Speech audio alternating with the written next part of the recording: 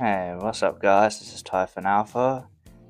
Today I'm making a quick video that's gonna be starting of a new video series where I'm gonna be asking questions and answers for various topics in the game in the comment section and sent to my DMs as well in game if you prefer that. And it's just answering quick questions, grinding the game. So just could be random stuff on the screen, probably doing Bastion quests and whatnot. And then we'll have one of these videos, hopefully every day or every other day, and we'll just continue from there. So to start with, one of the questions I get asked is, what should I be investing in when I hit KVK3 as a new player?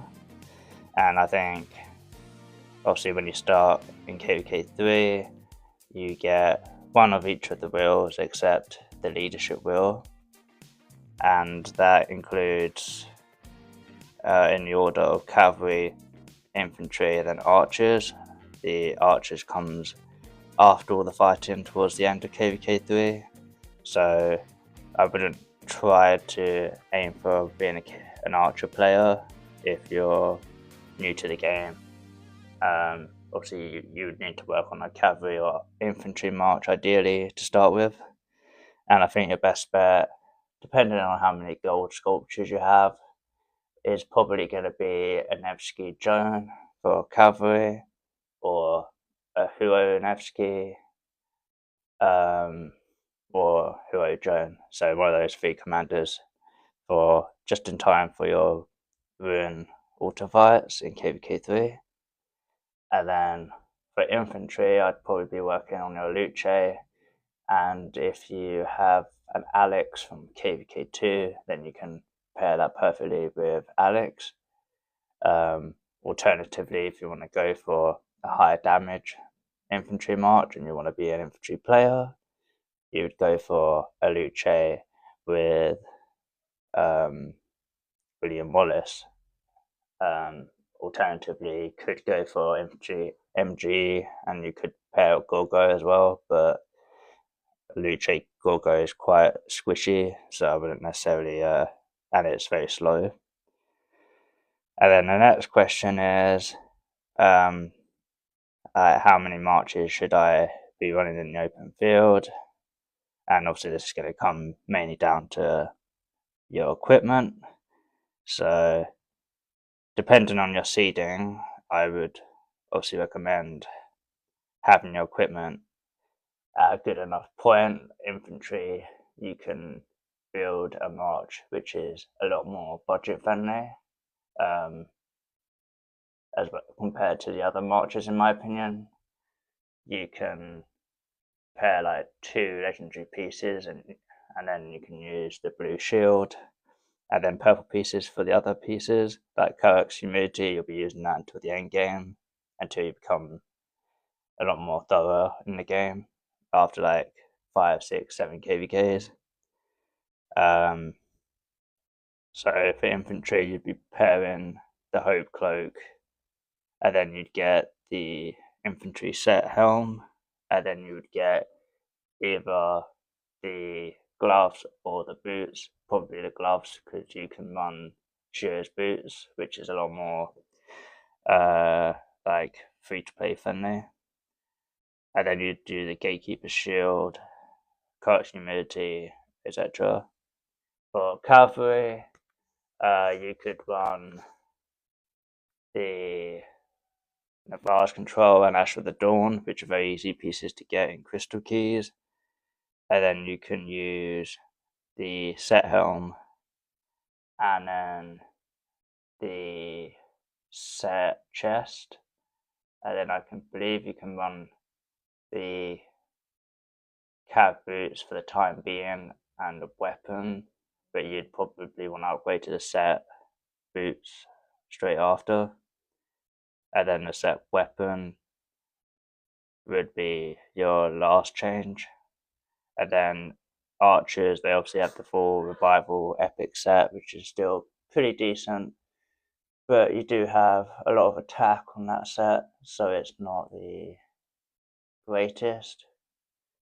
And then obviously you've got the Archer Health boots, I believe, and what is it? The Archer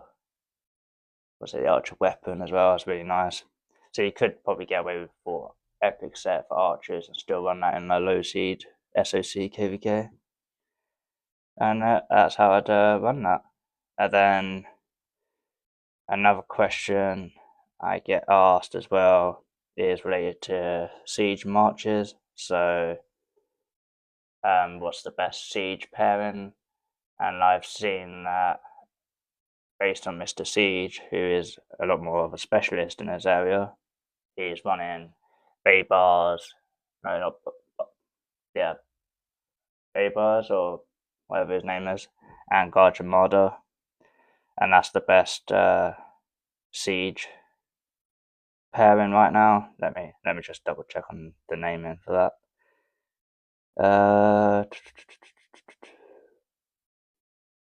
Yeah, this guy with Guard Armada. This is apparently the best trading siege range march right now, which has a lot of damage and then a lot of tankiness because you get up to 70% siege health. And then we'll answer our last question, which will be about, let me see.